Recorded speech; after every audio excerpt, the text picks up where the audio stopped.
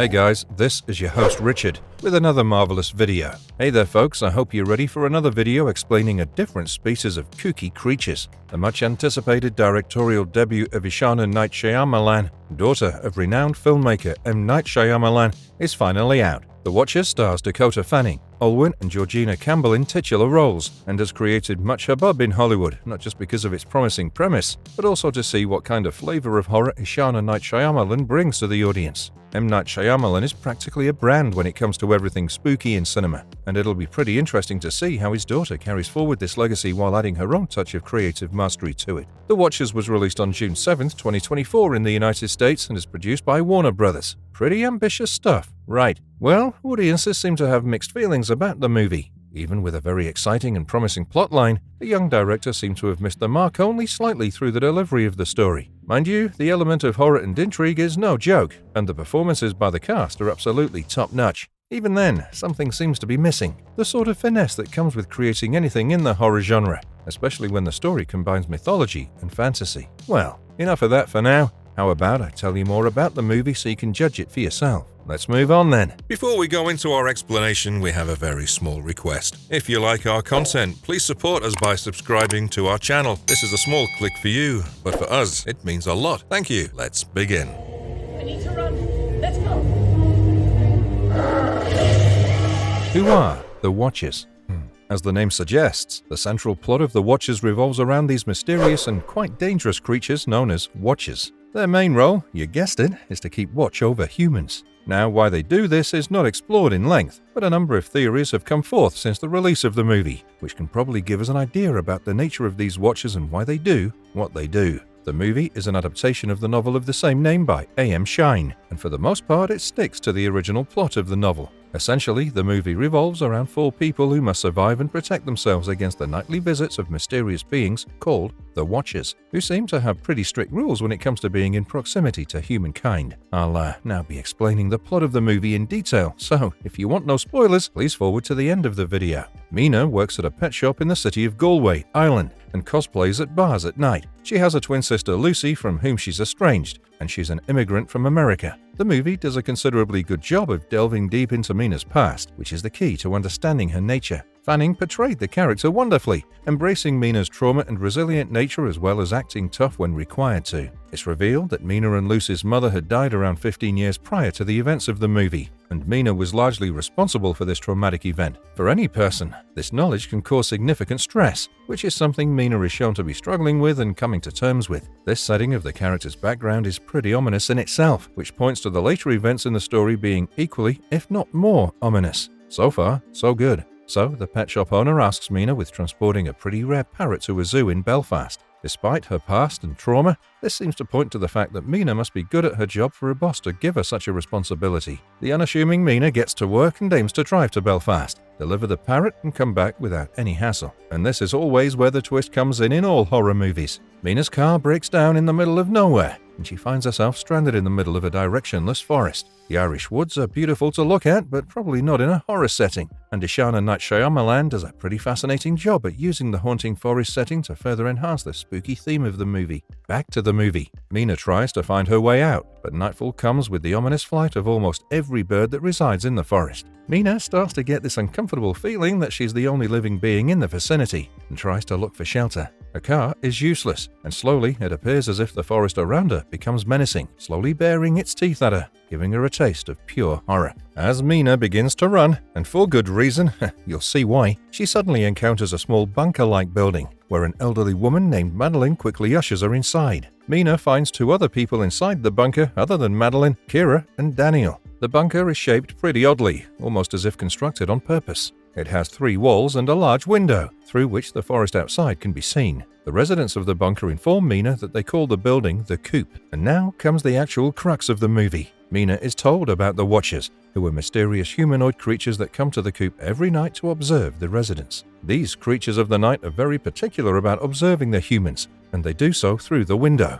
while the humans have to line up like mannequins. The 3 residents of the Coop have apparently been trapped in the forest for months altogether, and it's almost impossible to find a way out of the forest during the day because of how thick and dense they are. and at night, if anyone's stranded in the forest, they're killed mercilessly by the Watchers. Survival in this forest depends on following the rules set by the Watchers. Human beings shouldn't be out in the forest after nightfall and should be ready on time to greet the Watchers when they arrive to observe them. Furthermore, no one's allowed to ever visit the underground tunnels called burrows, where the Watchers reside during the day since it's revealed that they're weak to sunlight. Anyone who doesn't follow these rules is only to be granted a brutal death. To add a layer of satire to the movie, the only entertainment the residents of the coop have is a DVD of a popular reality show. Like any sensible person, Mina is baffled at this revelation. However, a little part of her heart also seems to believe it, since she'd firsthand encountered the decaying feeling of death in the forest when she was stranded there. The residents of the coop also mention that while the Watchers come to observe them every night, they've never encountered a Watcher during the day. However, John,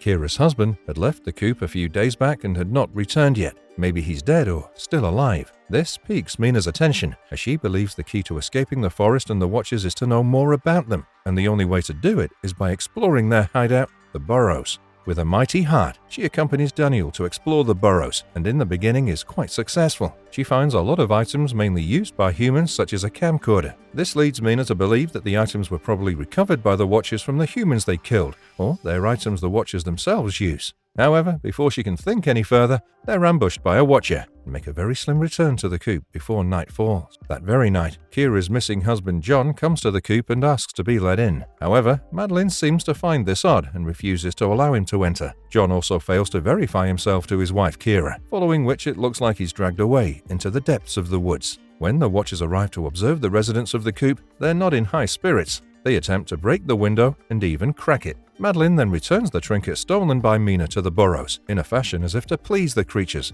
and also to relay their apologies. This cycle continues, as the residents line up every night to be observed and Mina keeps attempting to find a way out of the woods. However, humans might be social creatures, but in a controlled environment like this, conflicts are bound to arise. One night, Daniel locks Mina and Madeline out of the coop, presumably hoping for them to be discovered and killed by the Watchers. However, the duo find shelter in the forest, and they observe the Watchers that night. The Watchers seem to be distressed at the absence of Mina and Madeline and make a ruckus, which could be because they weren't able to locate the two humans and kill them, or it could also be for an unknown reason. Finally, when Mina and Madeline make their way back into the coop, the latter makes a pretty surprising revelation. Madeline says that the Watchers are a breed of shape-shifting fairies, who are observing the coop and its residents every night in order to be more like humans and mimic their actions. Of course, there's no way to actually verify this without literally signing off on one's death sentence, so for the time being, the residents of the coop believe Madeline. Amidst clashes and arguments, the Watchers attacked the coop one night.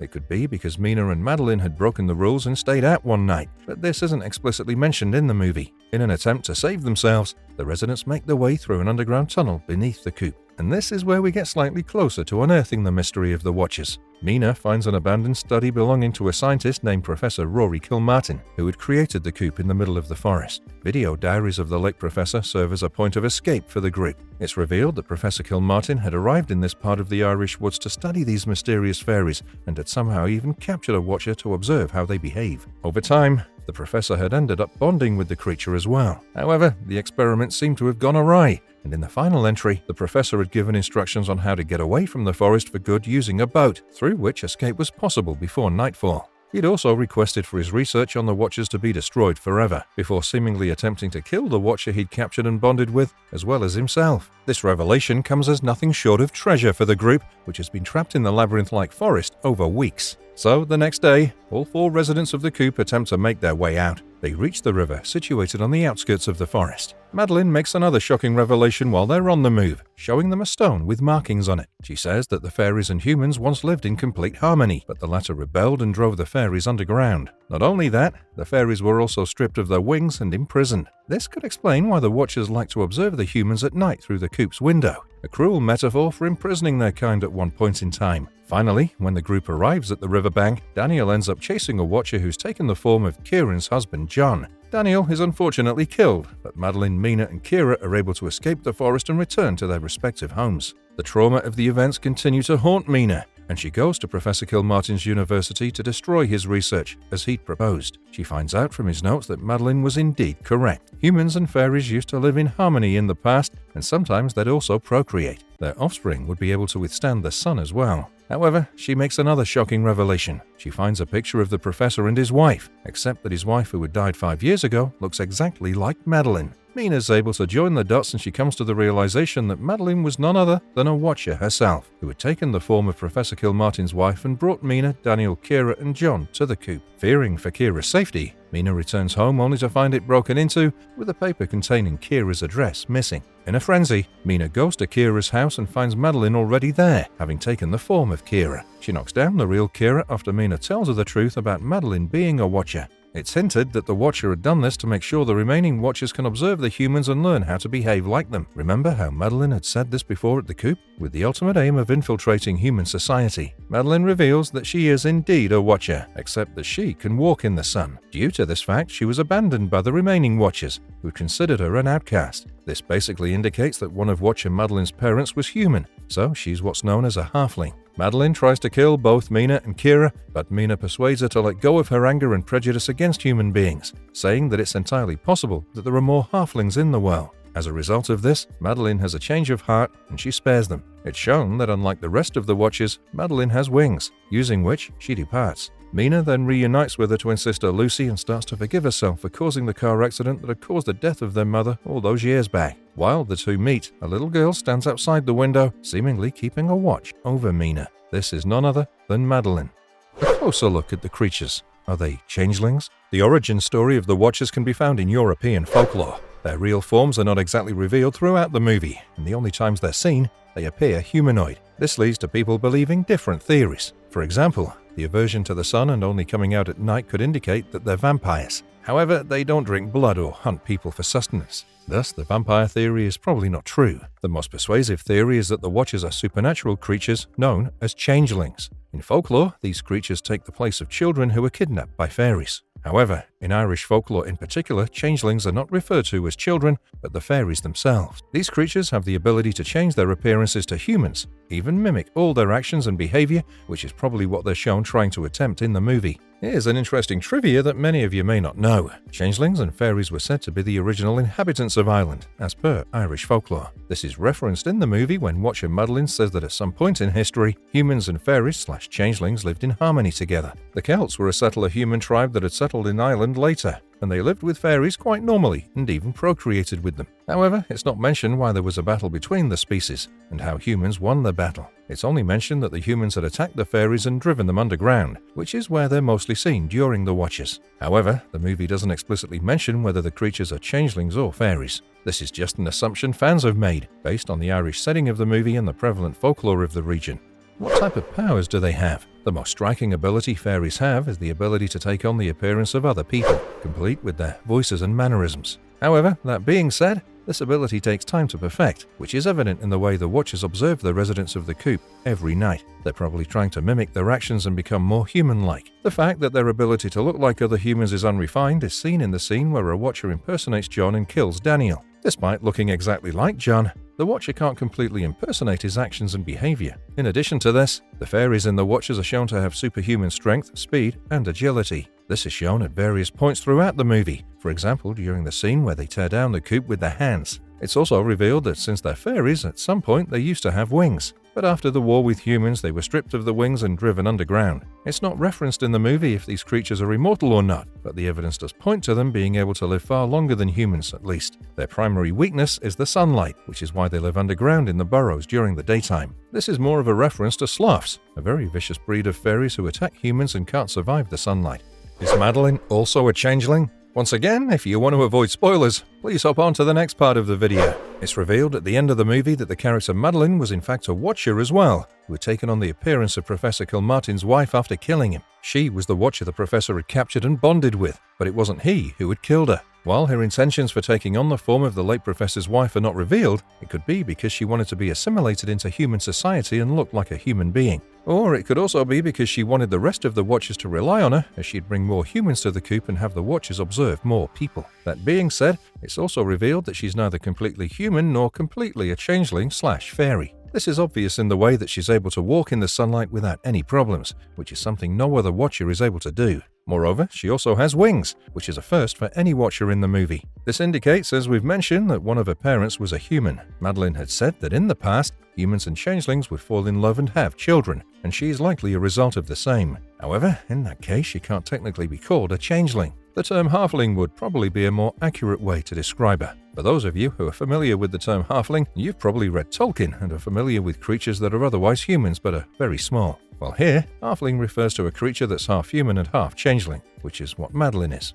Marvelous verdict. There you go, folks. I've given you a complete rundown of The Watchers, from its plot to the twists in the plot, to explaining what the creatures in the movie actually are. The fact that the real form of the creatures isn't revealed is something that adds to the element of mystery and horror to the movie. And of course, the fact that what they are is also never described in detail. The movie is somewhat open-ended, because we see Madeline watching over Mina, and it's not revealed why she's doing this. Could it be because she doesn't want Mina to reveal what had happened in the forest, or simply because she feels protective of her? Is that also why Mina was able to escape alive? Well, guess we'll have to look forward to a sequel to answer these questions. All in all, the movie wasn't definitely not bad, but it could have been so much better. The excessively monologue-heavy nature of the script is also something that hampers the flow of the story. While the elements of horror are certainly there, the movie feels more like a fairy tale. Ishana Night Shyamalan certainly portrays her brilliance, but also in equal parts her inexperience. Either way, I'm sure she'll come back with more nuanced and in-depth works. And as a directorial debut, The Watchers is definitely not the worst film. Have you watched the film yet? Let us know your thoughts in the comments. And if you liked our content, don't forget to leave a like and subscribe to us if you haven't already. Have a good one and be safe. Thanks, everyone.